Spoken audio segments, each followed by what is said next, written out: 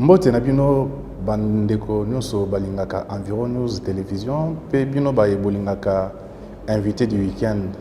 Lelo to sepeli koloba na lingala pambate ezali na ebele na bino basingaki biso balobaki mais bozali kosala musala malamu kasi ezali mingi na lo français esengeli pe bolobelaka pe mingi na lingala pour permettre biso pe to comprendre makambo bolobaka wana yango tolobaki ke lelo to kosala penza effort makasi ya kolobela lisolo o to beta lelo na lingala atinete bino nyonso boyebana ko comprendre makambo to kolobela awa bozalaki pe ebele baye bosingaki biso ete to mema mama Lila oyo azali responsable ya marketing na Sogaz to ebisa mama azonga lisusu na plateau na biso po ete bozaki na mituna ebele oyo esengaki botuna ye yango toyokaki bosenga na bino toye lelo awa na ba installation ya Sogaz esika kani toyoko kutana na mama Lila mbote mbote sango boni sango malamu.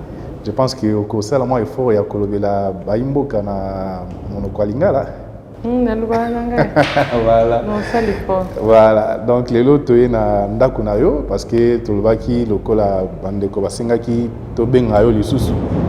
Toye poto meka koyeba nanu mayema kolikana na côté na yo ebisa biso nanu lisolo ya Sogaz lelo ezali ndenge nini. Ah Sogaz ina masolo kitoko pona ba maman. Na beti c'était na ba maman pour toyebi que toza na mposo mokolo le mois ya maman oyo tozo célébrer c'était le 8 mars journée internationale de la femme des droits de la femme et na mois nyonso eza na ba activité belé alors Sogaz pona ko accompagner maman wana a décidé PHA ma belé ba surprise belé ba sango belé au bisoto na oyebisa bino lelo. À part ça, na yebe pour nous rappeler ba maman que biso toza solution na mambo belé o Italie kolamba na bango kokipe ndaku kokipe nyoso wana parce que le temps ozo likisa moins de temps na cuisine oza pe na temps ya kokipe bana oza temps ya kobokola bana kolandela makamnya bana nyoso wana ça c'est un peu moins devoir ça c'est un devoir et moko pe yo moko ba activité na yo pour toyebi maman misusu azana temps ya osala peut-être misusu akomakani ba livre misusu abetaka nzango misusu aza atongaka bilamba misusu asalaka na bureau mais moko ozana temps ya ko agencer ba activité nyoso wana te. Mais tant que vous avez qui est na cuisine grâce à Sogaz, vous vendez pas et peli, au lambibilo on a eu le rosana makala bani kolandela nyoso wana, ozana énergie etikali ya kopesa ne balubaka le meilleur de toi. Donc il na mboka na yo. Nazo kapenza énergie ngo pa na yo. On a lamba na Sogaz na tongo. Na tongo. Ça c'est très bien. OK, alors lelo oyo toye mingi pambate ba mama batuna ki biso mituna ebele balobi mutuna liboso batuna ki biso balobi mais tuna libiso mama Lila likambongo Sogaz biso mibana na biso bako biso ke non ezali na mwa ba risque ebele to toza bana ebele na bandaku soki otiki mwana ko pelisa moto tumbindaku et tout ça mais est-ce que vous allez penser ko rassurer biso que loko na ezana sécurité to recho wana na bonbon wana ezana sécurité na bandako na biso?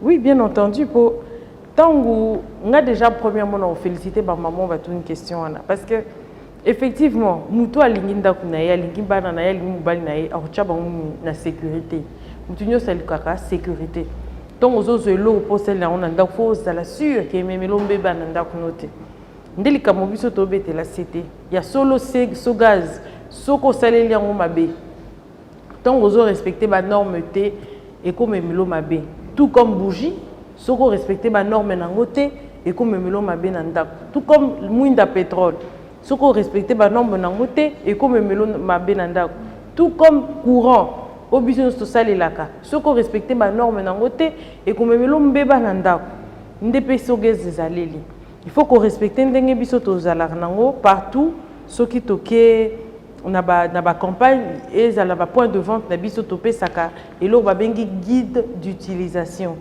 donc pour na mutu azala na balwa limemia sagesse ya rosalela kit oyo eza te kozwi yango otie kaka ndenge nini okosalela yango, ndenge nini okosimbela yango, ndenge nini okokonektele yango, ndenge nini okogere yango na ndako na yo. Omoni ndenge ba point de vente nyonso topesaka yango moto azongi nango na ndako, et puis biloko epekisami kosala mpona ntango ozosalela Sogaz, epekisami kotia yango boye, epekisami kolalisa mulangi, epekisami kotelemisa yango pembeni ya biloko ya moto. Donc ndenge pe ba oyebiso bougie na yo epekisami kotia yango likolo ya libaya, faut tia yango toujours na sani ya mbele. Ndenge pe biso toko préférer toko yebisa yo, toko prévenir yo. Mais eza nango na likambo te, soko ozo respecter ba mitindo nyonso oza na likambo te, bana bakozala wana na kati ya ndako oza na bana, mais oyeba nde kobatela eloko na yo. Par exemple soko osalelaka eau de javel toloba, ou bien ba produit ezaka toxique, toyebi ke bana ezaka dangereux. Donc osala nini okoveiller bana na yo bakoma place wana te to basimba yango te. De la même manière que na Sogaz. Donc Sogaz na yo faut batela yango, mais eza pe na ba sécurité pour moi na ye pe na balusa bando kopelisa eza moi passe. À moins que maman yemoko atika mo que maman yemoko atika ki yango ya kofungwama ou bien asali manque d'inadvertance. Donc mais ata maman atiki molangi wana kofungwama soki mwana apelisi moto, mais moto epela kaka na réchaud ekopela na bouteille te. Oui, moto ekopela na réchaud. C'est ça. Tant que pelisa, le souci, par exemple, est comment dire, émanation et gaz. Mais tant que le maman mingi, ce qui olingio optimiser sécurité na yo, zala pene ya fenêtre ya ofungwa, so za na kati ya cuisine. Ce qui peut lamba libana pour to biso ebele to za na ba cuisine extérieure. So lamba no libanda oza nango na likamte, parce que quand le gaz va comment dire, s'il y a une fuite de gaz, il s'évapore et il s'évapore. Mais ce qui sikoyo oza na espace moko fermé ndé bébé zalaka, parce que le gaz va se condenser, comment dire, s'accumuler dans un espace fermé. C'est là maintenant qu'il y a un problème. Yango to senga ba maman mingi oza na pembeni ya fenêtre ofungoli na kati ya cuisine na yo ou bien olambeli yango libanda. Est-ce que maté oyo bopesa pe ba maman tango bokenda ko sensibiliser bango pour l'utilisation? Oui, bien sûr, ceux qui toqué au sensibiliser ba maman ndenga na ebisio awa déjà to expliquera bango, et puis to expliquer bango pe ndenge nini il faut ko batela mulangi na yo. Ceux qui peuvent moni koza na yo sûreté olingi pendo optimiser nini, zala toujours un espace moko ouvert. L'espace ouvert on est pour permettre gaz à taille et fuiter et bimanango. Mais est-ce que gaz on peut fuiter à l'occasion de rien ou non, bien ça justement manipulation moko? Manipulation mutu mususu a rosandeni afungoli van abosani kokanga. Moni afungoli van abosani kokanga. Alors gaz wana nde ko se. Mais ce qui tong yo ofungoli osilisi yo kangi. Mais est-ce que les bouteilles sont suffisamment équipées pour ne pas déclencher une fuite? Est-ce que gaz en peut en solo pour, par exemple, l'essence? Au coco a déjà sur l'essence, c'est que fuite les aliments. Voilà. Est-ce que gaz pèse en solo pour exactement na solo wana pour na signaler solo wana batiango kaka spécialement pour na signaler mutu que aux en a fuite quelque part. Voilà.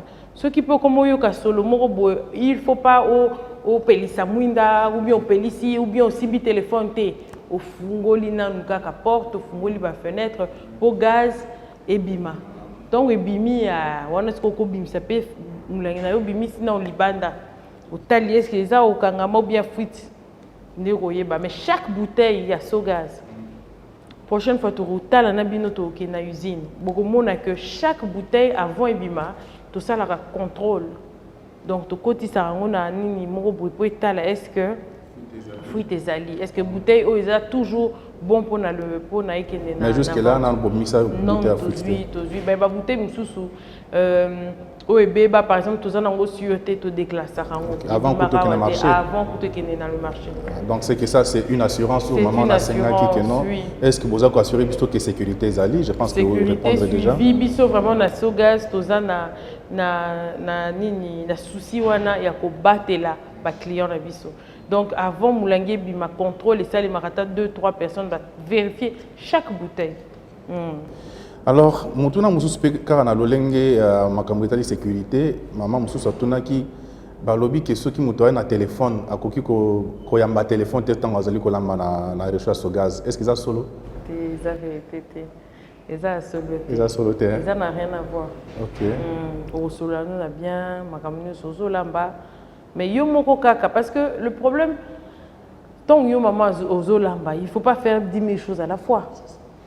Parce que même yo moko pour la sécurité na yo parce que tu mafuta par exemple na moto ezo chauffer yo téléphoner mo simbi bo ça la faux mouvement mafuta sauver l'eau dans autres. C'est tout. Mais ça n'a rien à voir que téléphone et qu'on déclencher non et l'autre explosion. Non. Donc c'est exactement ba makambo ba toi ko raconter kaka. Bon, c'est les anango on leur en veut pas. Les anango crainte. Donc on veut découvrir produit à Sika, c'est normal qu'il y ait comment dire de la réticence. C'est tout à fait normal. Mais puis surtout, il non, il n'y a pas de souci. Le problème, c'est que tant que vous avez un téléphone, vous êtes distrait. Moni, en même temps sur le téléphone, un accident peut vite arriver. Ouais. C'est de la même manière que quand tu es distrait, ce que vous manipulez, c'est dangereux, moto et tout ça, vaut mieux que vous vous concentrez au petit téléphone dans le salon. Donc, je pense que bien maman, botia kosa ba selfie tango zali kolamba botia ko benga ba tout temps bozali kolamba donc maman lobi ezali atana likambo moko te ezali te lokola ndenge ba ibisaki biso non ce que obengi appelle ko créer explosion ezali bongo te ezali makambo lukuta.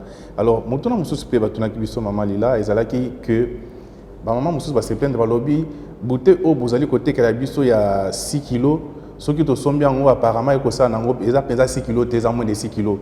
On dirait ezako kokate, on dirait beaucoup mieux que la quantité mususu na kati ya babouté wana est-ce que ça solo? Ngana roloba eza solo te. Premièrement pourquoi? Pour awa jour prochaine fois. Soki ka oyebisa nga ba question oyo avant nde to ngana luka to ke na usine. Oyo eza na ba norme moko il faut to respecter. La prochaine fois to ke na usine au mona le système ya remplissage.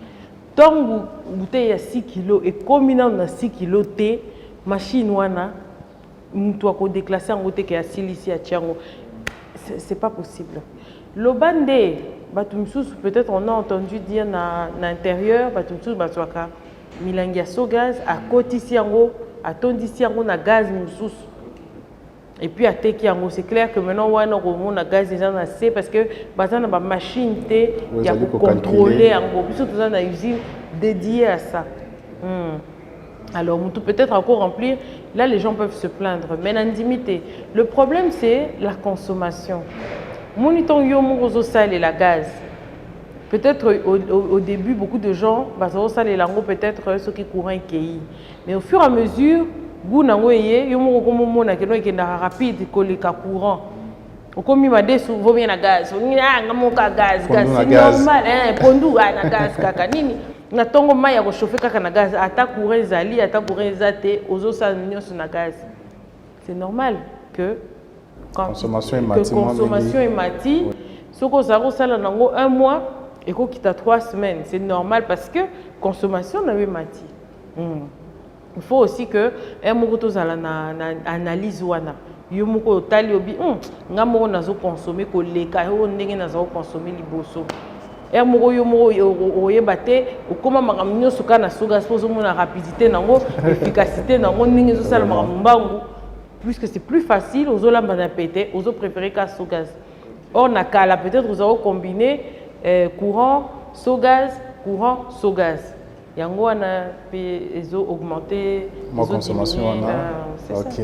Alors mutuna mususu pe batunaki biso maman lila ezalaki maman moko atuni ya lobby papa toko mona sango tango ko pelisa réchaud na yo moto ane ko pela bleu moto ane zana incidence de na santé na biso na ebité yo moto tolingi to na moto nango pa na ya moto na bleu zana incidence de na santé ba maman te zana incidence te.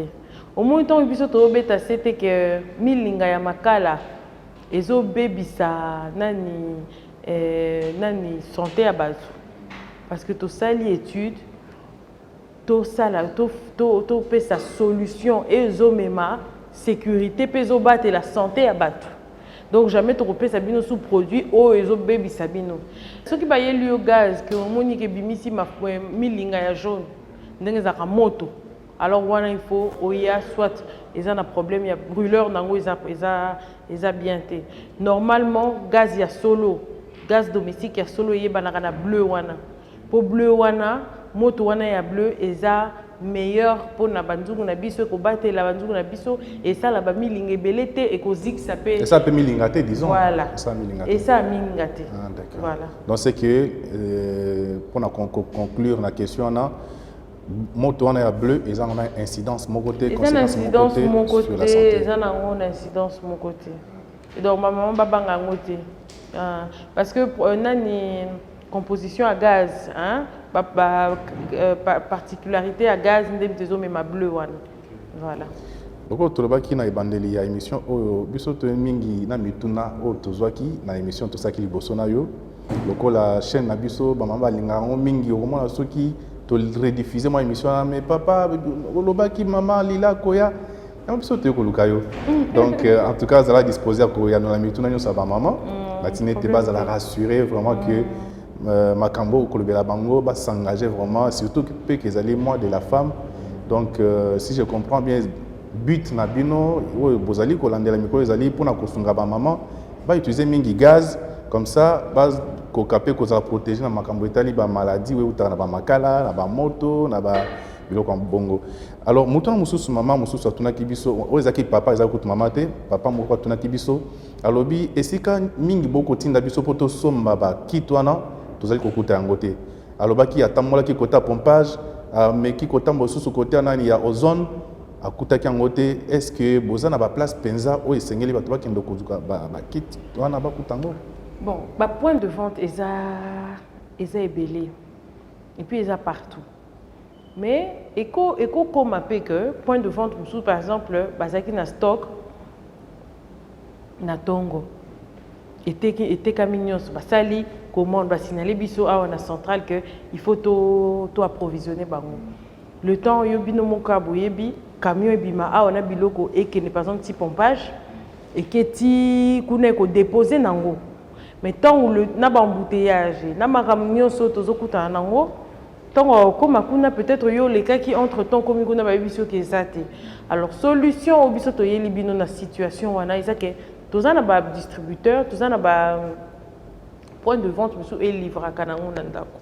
okova na pe na ndako so kuna omoni otamboli mingi neti kota ba briquet pompage toza na ba distributeur o ba livre ka obengi kaka ba ekotike loango na ndako comme ça et éviter ko se déplacer on ok awa ozongi ok awa biso moko to yeli so gaz na yo na ndako na repesa numéro peut-être na suka émission na repesa numéro justement maman lila batu ba mosusu ba lobby mais numéro botiaka na télévision na bino to benga kango le karaté bon nabi ke numéro na yo tant to tiaka ba mosusu banda pe ko benga yo na numéro no directement bazo zo mais numéro o botiaka que non mutunyo sako ko benga numéro na za soki 18 soki 10 10 soki combien wana le karaté ezaka 47 77 77 voilà yamona numéro wana 47 77 77 ezaka susté soko moni bien na ba communication et puis so mikolo to tchaka ngo susté parce que yango ele karaté susté mais numéro mususu o to pesaka o eza ya WhatsApp on pesa ngo na suka nde o mona numéro wana ele kaka toza pe na WhatsApp nango robenga rotinda ngo na WhatsApp ba ko orienter yo par exemple yo le but que oza na sans fil masina Olingio somba gaz na yo mozo ebate point de vente le plus proche. Komi kuna le point de vente le plus proche kene boye kota boye okuta na point de vente kuna. Parce que tout ça vraiment tozo linga toza na partout na Kinshasa pour se rapprocher le plus proche de le plus possible de nos clients. OK. Alors to me rappelle que ozonga mokesima tango to amba ki mba liboso bolansaki campagne sauvons nos forêts. Lelo yo bilan ni boko sala pour la campagne là.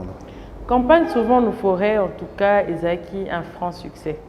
Ezaki vraiment, et les cas qui très bien d'ailleurs, il n'y a pas longtemps, le 5 mars, tout ça là qui moi récapitulatif, restitution d'un ministre de l'Environnement, parce que Yango Pendé les cas qui bien. C'était l'année passée, nous avons pu rendre accessible à plus de 60 000 ménages des kits de cuisson à gaz.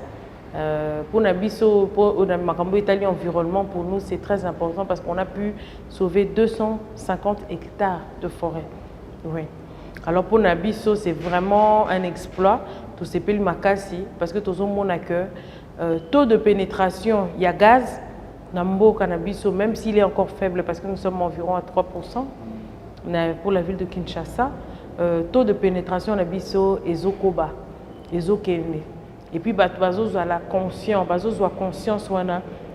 que ça et la gaz, c'est mieux que Katabanzete, Kobomambo, Kakoboma environnement. Alors vraiment, quand qui c'était dans le Cambo, Italie, forêt, sauvons nos forêts, maman est belé, papa est belé, bazala qui positif, bazala qui convaincu, puis comment ça et la gaz. On a eu des retours positifs, mais to lingi sous année oyo, to kende sous avec plus, tu es belé les sous adhérer à gaz, puis bazala comme sango, comment dire, quotidien na bango. Donc c'est ce que, en tout cas, l'année passée, ça a été un franc succès. Super. Alors, est-ce que dans la campagne, on a beaucoup de difficultés, par exemple, il y a rupture de stock? Est-ce que tout était vraiment normal, tout était vraiment bien? Bon, en fait, il faut dire que ce que nous avons connu, c'est que nous avons sous-estimé la demande. Pour ne pas dire, tiens, dans le marché, tu es réticent. Est-ce que tu vas consommer? Mais il y a un confinement. Confinement wana esali que bato belé bazaki pa na bango tozali pe na mbeba na courant électricité donc et ko sala que bato belé va se tourner vers gaz. Donc nous avons eu une demande qui était élevée par rapport à ce que nous espérions. C'est vrai qu'à un moment donné, on a failli avoir une rupture, mais tellement équipe il y a ce gaz baza dynamique makasi. Nous avons fait en sorte de répondre à cette demande qui était un peu... Voilà, donc nous avons trouvé des solutions et Dieu merci, nous avons pu répondre à la demande. Ouais. Ok. Alors, nous avons une maman Tuna Kibiso. Alors, il y a un qui réchaud na so gaz, mais a utilisé réchaud et ça qui pas même 2 mois et réchaud ça les sous-bienté. Na kawana a kokozong ça réchaud et c'est ka somba qui ango. Et puis, tant pis, il y a qui réclamé qu'on a habité, maman, et si le côté ça déjà, mais qu'on est belé, bon, on s'occupe de mon bébé, ça qui est là, qu'on a eu, ce genre de difficultés, le learning, vous allez résoudre. C'est vrai que c'est un peu, bon, c'est pas assez compliqué. Parce que Moutoumoussou, bateau belé, bazouaka, et pas la bango, mais aïebi penza ko sale langote, aïebi ko bate la bilogote. Par exemple, Ebele Bayaki Awa, à un moment donné, tout ça là qui campagne, on a que ceux qui n'y n'ont pas baby bien sûr ça l'a bien fait, boya kozongi ça. Tout constater qu'il n'y que bateau Ebele ma fout tandem te kota qui na ma douceur on a ya brûleur. Donc tout ça zo battre langote ma fout te koti ba saleté koti na kati. Donc yo moko ko battre là, ozo battre lango bien te. Moni. Donc wana siko biso to on a problème pourquoi parce que ceux qui m'ont battu les lots on a été alors vous bengue que non yaka kozongisa biso to sala ba perte donc biso to lingi batunde bazala na conscience tant bazo zo eloko mais s'il y a un défaut de fabrication voilà ça c'est autre chose tant au ene eloko na brûleur na yo ezo sala bien parce que c'est un défaut de fabrication voilà ça nous incombe à nous parce que sombi eloko na yo dès le début ezo sala te mais ceux que eloko ezako sala et puis et baby siko et baby na maboko na yo faut ko yeba et baby li nini pour ba te belé ba so sala kaka même eloko ba ko sala ngo ba 1 an ba 2 ans mais ndenge nini yo au bout de 3 mois et baby quelle manipulation yo sala ki pour et beba ce qui est erreur de fabrication alors to senga yo ya nango wana biso moko to ko remplacer parce que eza responsabilité na biso to pesa sika. Ce qui est erreur de fabrication, ça veut dire qu'erreur de fabrication, ça veut dire qu'au salé là qui a un tout puisque l'ingo pelisse zo pelate ou bien l'ingo pelisse sali boy ou bien ni boy, walo yé nango ndeto changer yo ango parce que eza responsabilité na biso. Mais tant yo salé li déjà loko moun ko zo sale zo lamba nango bien. Et puis au bout d'un temps, et comme ils sont ça la alors il faut démontrer que les a problème na biote mais ça problème na biso ndé wana to ko changer ngo mais je ne pense pas parce que ceux qui ont qui est locaux au salé yango pendant 2-3 mois ça veut dire que ça la cas donc à un moment donné soit manipulation soit erreur moko et salé mis à côté na bino alors il faut savoir maintenant comment manipuler en gros. Mais comment on peut aussi découvrir que au bien un brûleur hein? Brûleur ezali ko sala bien te au web par exemple.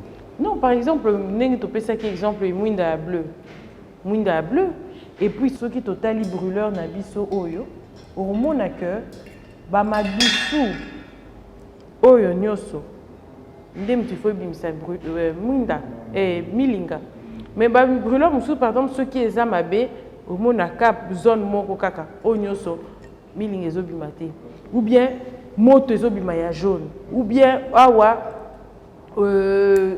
par exemple ozoko kofanisa nzungu bien te ou bien tant oyo ozopelisa moto ezopela ya malangu te ou bien ozoko ko gérer yango te ba brûleur mususu ozoko ko régler te normalement eloko eza lokola ya réchaud na yo oko régler moto eza makasi ou bien moto eza un peu plus faible mais tant oyo ozotia boye ezoya moto makasi ozoko ko régler yango te alors ton brûleur a un problème.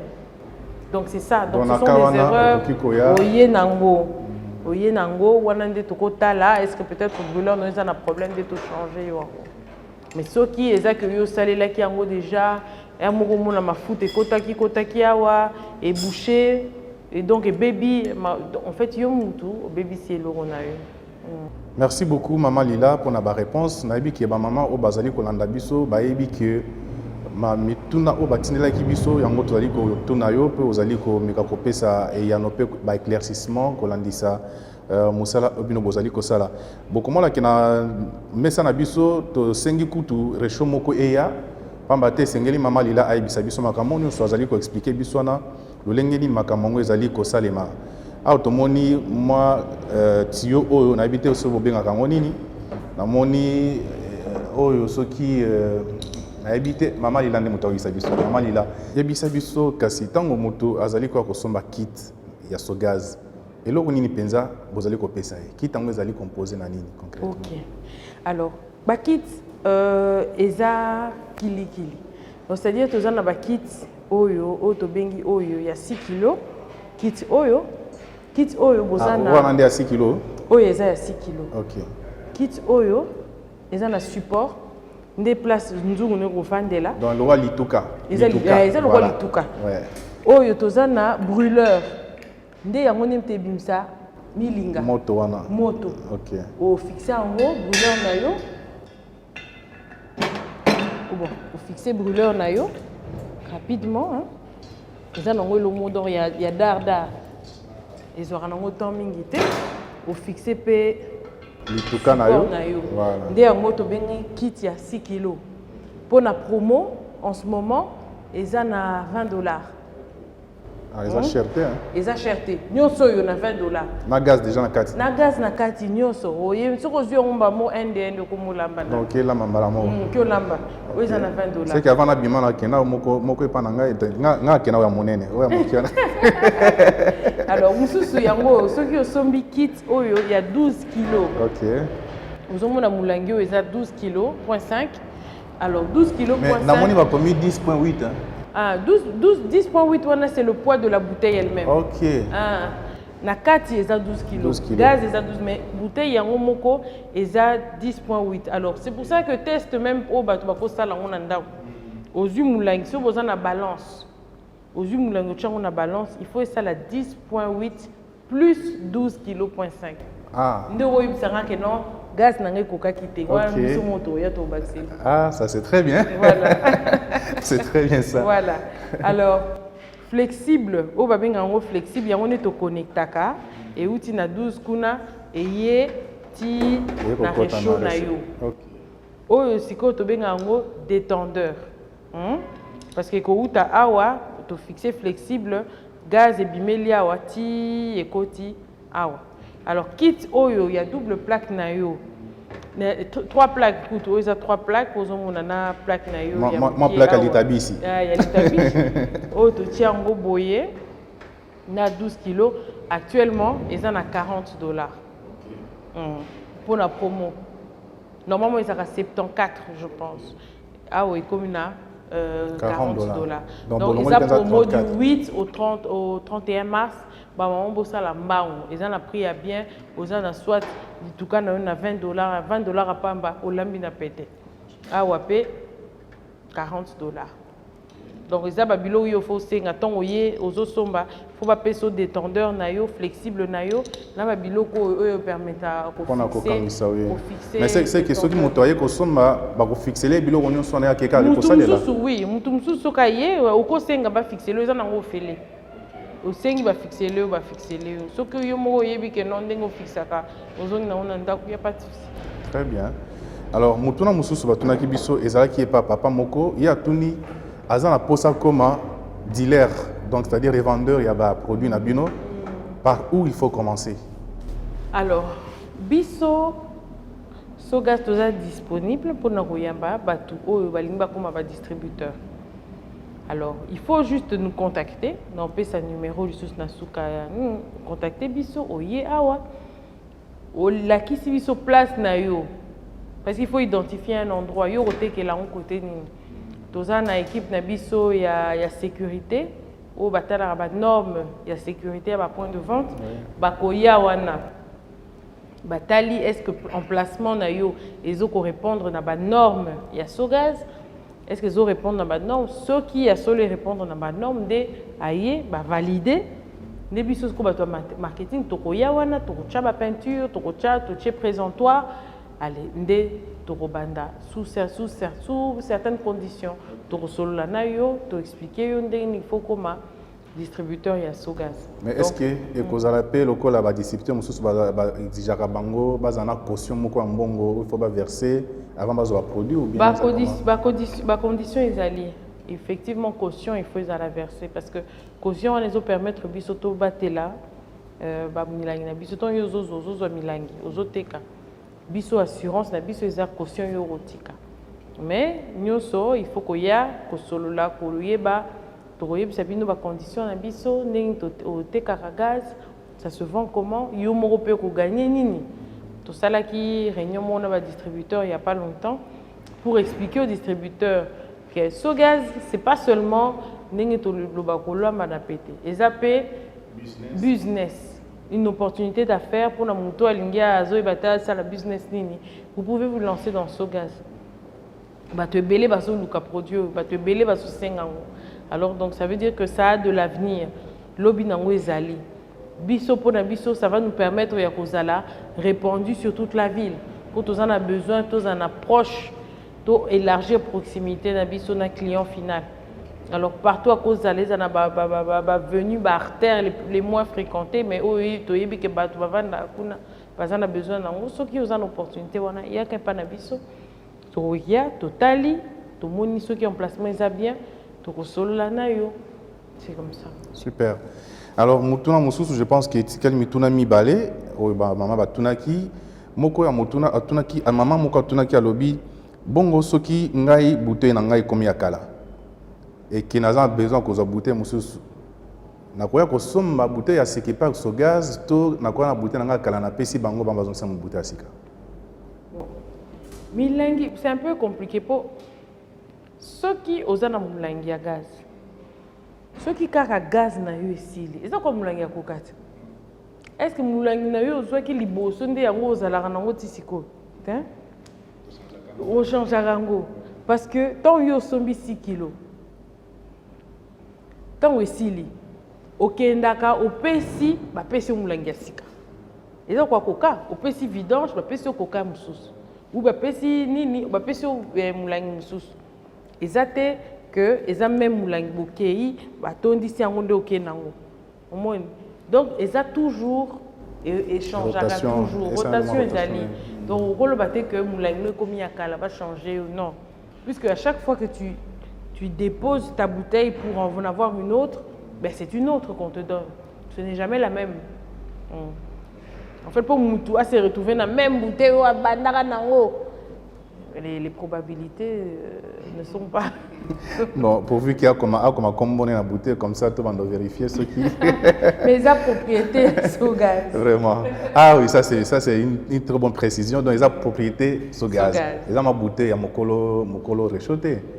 Ah, ça c'est très bien. Ils ont comme masanga to melara. Moni, ils ont nini, ils ont colo na wayebani. Yo ozozwa ozomelande oyo eza na kati ya mulangi. Lobande osombaki mulangi futi yango nyonso ekomi ya yo. Ok, mais est-ce que ça peut possible au sala bon sommet mulangi?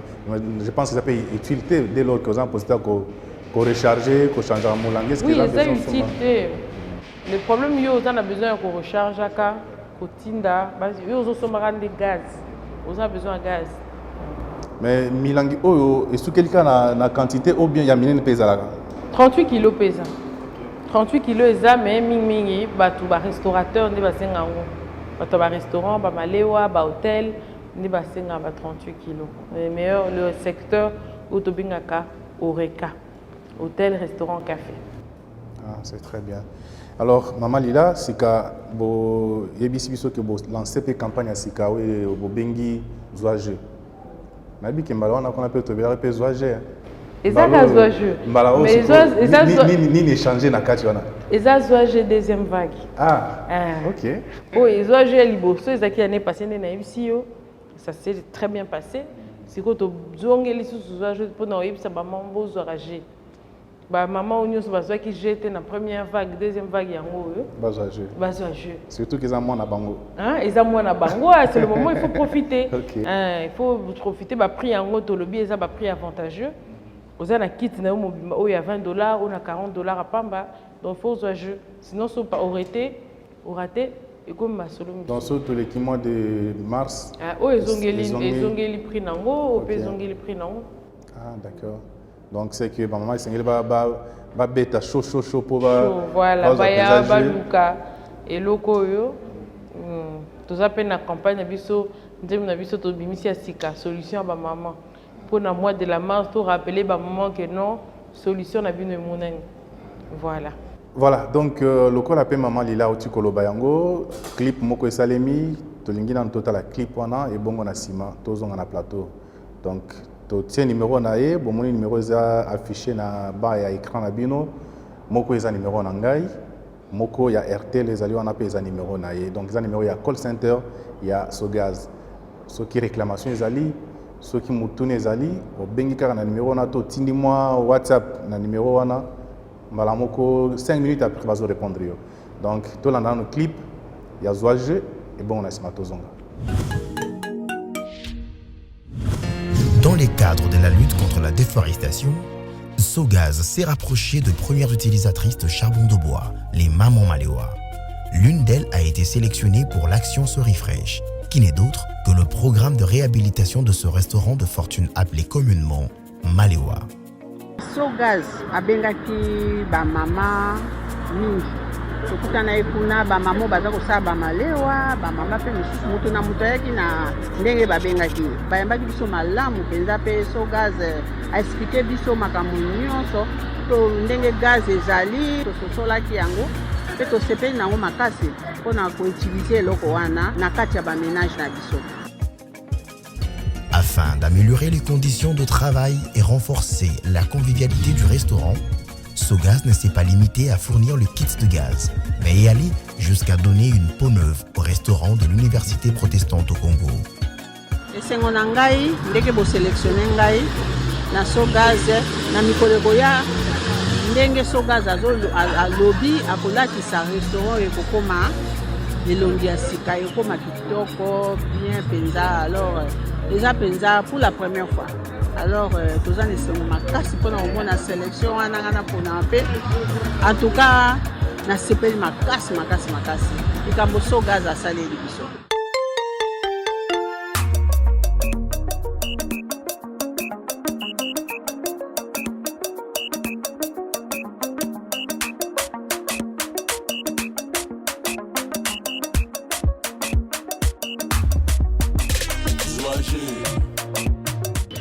Ba travaux Sogaz asali on a sepeli ba travaux na moni likambo balobaki esalami Sogaz alobaki akosala batravaux awa akotya makambo ya malamu awa bacouleur banyantuka ekokisami asali malamu nasepeli makasi esengeza na nga na motema parce que aréaliser promesse na ye epuis nasali atelo moko te dépense moko te gratuitement en tout cas naza na esengo na biso na baoyo nyonso bazokokanta awa bakomisi likambo wana basepeli na yango makasi nayi nayebisa bamama nyonso oyo baza kosala bamalewa lokola ngai awa bakota na moti Sogaz ezali na avantage ebele bosala yango bokoregrete te.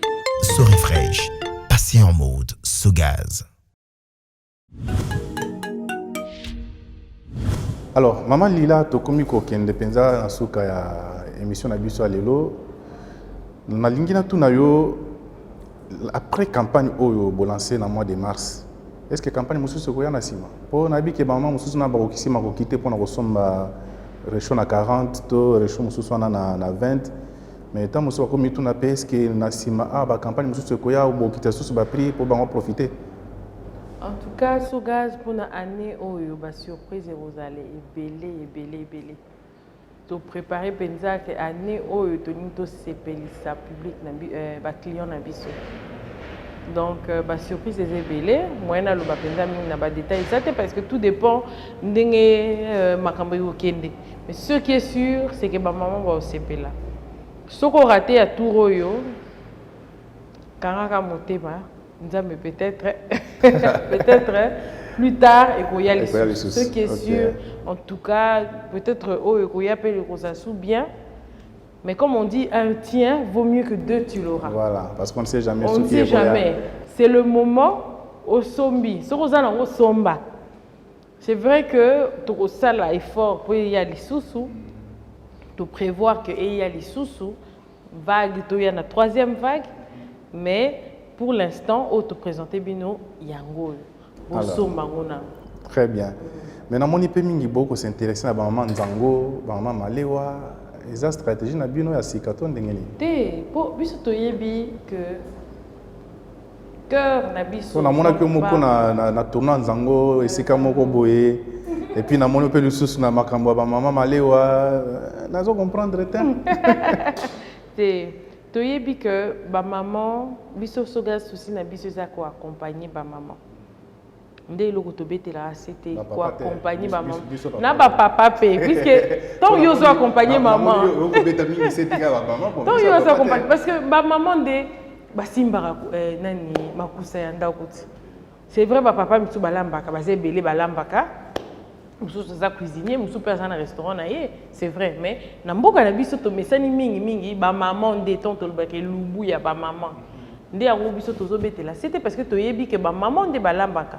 Alors, ne na imseki yo na ne bandeli que to lingi to accompagner maman. Ba maman va donner le meilleur d'elle-même na famille na bango na mboka na biso. Alors, yango na to yebi biso bango solution wana to bengi Sogaz. Mais ba maman to yebi bango ke bazara place na bango bazalaka mona ba malewa pour les activités bango na bango oyo balesaka ba famille na bango pe. Donc on a ba malewa wana pe na activité na bango yango to accompagnera bango pe. To sala ki il y a pas longtemps to yamba ki bango malewa to pesa ki bango pe ba kit to sunga ki bango na ya ofele. Oui, to pesa ki bango ba kit ya ofele puisque to lingi to renforcer bango to la ki bango que non avec Sogaz économie na yo ba business na yo pe komata parce que aux en a rapidité et puis un coût moindre par rapport à ndenge yo dépensaka na makala. Donc il fallait démontrer qu'on expliquait bango pe to pesi bango makenomika. Tout ça là qui peut moi concours mo na bango malewa moko gagnaki nde to kendaki na malewa na ye na restaurant na ye to bongisi yango nyonso to sukoli yango ale to bakisi yango siko to bakiseli yango bakiti ya Sogaz. D'ailleurs vidéo ezali borotala yango pe moni. Donc eza elo biso to lingi maman azala donc ça les a la facilité. Et puis, alamba na pété, mais comme ça, permettre de faire une activité misous. Alors, tout le monde qui peut maman me belé babé taranzango, tout le monde s'intéresser pe nanzango, tout comme tout le monde qui ça sport mo kitoko. ba moment ebele babeta rango et puis les moment moko récréatif pour na bango les activités puis ils ont permettre bango ba garder forme na bango parce que les sport c'est une forme de sport. Donc du coup tokenda ki pe wana to accompagner pe ba maman na tournoi ya nzango d'ailleurs les loko tout soki to longwe awa to zape na tournoi moko ya compétition mo ezo banda. Donc to zo accompagner na ba maman na ba activité na bango kili parce que to lingi ba banda olamba na pété. Est-ce que les jeunes filles peuvent trouver intérêt dans ma rambo? Pour que les jeunes filles peuvent salivité. Mais oui, parce que nous avons des jeunes filles. Mais quand on a mon intérêt, parce que les jeunes filles sont là. Et ça va maman. Tant que tu as maman. Tant que tu as maman, tu as mis des jeunes filles. Et ça la banane, pour te yebi ba jeune fille attends ça célibataire mais olamba na yo ou bien mususu bala mais il faut lambela mobali na yo ou mususu ozana bana ou mususu ozaboye ou bien mususu ozana restaurant na yo biso tant to bi ba maman c'est vraiment toutes les femmes confondues qui peuvent en avoir besoin qui s'en servent d'une manière ou d'une autre. C'est clair que pour tant yo sali manzara na yo vaut mieux que pelisa Sogaz que makala. Pour makale otika ba muindu to lingia ngoto sta ton zo lamba propreté alors lambeli na yo gaz na yo c'est mieux. Ah c'est très bien. Voilà. Alors maman Lila to commis déjà na souka ya émission na biso mais tout le monde qui récemment ministre environnement a qui lancé deuxième phase ya financement ya gouvernement na Sogaz. Nangina yeba eloko nini bongisa mi penza na mabongisi wana. Alors premièrement eloko nangina rappeler c'est que ministre et environnement, donc ministère et environnement, gouvernement congolais, va subsidier Sogazte. Et ça subside va payer des populations. Pour population, à Coca-Cola, va quitter Oyo na moins cher. Tout le monde a dit que l'année passée, Salema qui bien, dans mon baloyo, va payer les sous la population opportunité. Il y a kozwa kit, il y a cuisson propre, la moins cher. Parce que le ministère et l'environnement, ils ont un souci, il y a combattre l'environnement na biso. To ebi biso nyoso ba problème ou to kutana nango, mo kilezo kutana nango etali réchauffement climatique. Il faut siko à travers subside oyo ba pesi population et ko permettre ya ko réduire consommation ya makala oyo ezomema ko boma bazamba ndelikambo oboma bazamba ndelikambo o bato bazotelemela même chef de l'État a telemelaki yango puisque na mandat na ye en tant que président ya Union africaine il a aussi des objectifs à atteindre en termes d'environnement. To yebi biso nyonso que RDC est le deuxième poumon de la planète. Donc, nous représentons un enjeu de taille, pas seulement pour nous, mais pour l'humanité entière, ce qui fait une lourde responsabilité. Donc, c'était, premièrement, d'abord, on a remercié le gouvernement congolais à travers le ministre de l'Environnement, mais aussi et surtout par l'impulsion du chef de l'État qui a voulu en fait initier des actions qui vont maintenir le couvert forestier à au moins 64% jusqu'en 2030. C'est une lourde tâche parce que nous étions en chute libre. Tout au tali place de outil tozo kita. Alors pour nous limiter ko kita wana tina 2030 aux akana 64% et sengi effort ils a makasi wana gouvernement isengaki to renouveler contrat wana subvention wana il y a subvention wana à la population pour population ko limiter consommation na makala tunyoso ale kana na gaz tunyoso soit jeu. Ça c'est très bien. Alors bokozaka na Kinshasa na deuxième phase ou bien bozo kinde pe na province mususu tozoko ta Kikwit tozoko ta Matadi Boma. Et ça objectif na biso en tout cas je pense d'ici juin il faut tout côté à la province parce que mission gouvernement pays ministre ba pesa biso ya wana tout côté à la province. Kinshasa est une grande capitale, une grande ville et consommation makala penza makasi awa mais même à l'intérieur ba consommer makala. Alors tozo linga je crois d'ici là d'ici même, d'ici la fin de ce mois, tu as déjà na Kikwit. Ah, ça c'est très bien. Ok, en tout cas, n'habiter aux ans à moi, je ne pas encore revu ça va maman pour tomber dans souka penza penza. Ok. Ben, na koyib saka ba maman solution na bino yango. Sogaz. Eza simple, eza rapide, eza efficace. Eza eloko moko maman nyonso faut azala nango na ndako. Courant ko kende. Makale ko zanga.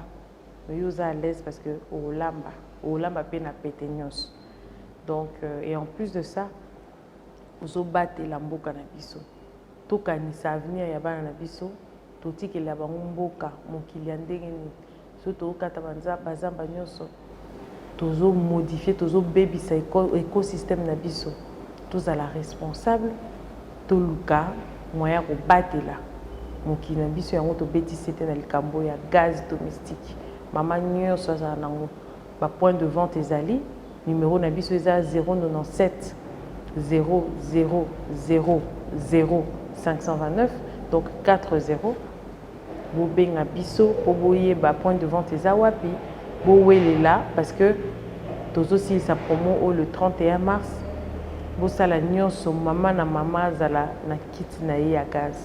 Soki foyer na yo ndako neza bato belé ozu ya munene, soki oza bato mike okozo ya muke. Donc topesi bino merci pour la confiance bopesi biso. Ma maman toyebi maman belé pe basalela yango déjà plus de 60 000 ménages. Topesi bino merci et vous continuez comme ça la gaz aux habitudes. Merci beaucoup maman Lila pour yambaki biso na bureau na yo na esika na musala pour tout le bela makambo etali so gaz kolamba na pété. Merci pour na lolenge ya no limituna ya ba téléspectateurs na biso parce que biso topesa ki bango elaka ete tokoluka maman Lila tokosola na ilisusu oyambi biso en tout cas topesio merci mingi pour na temps opesi biso.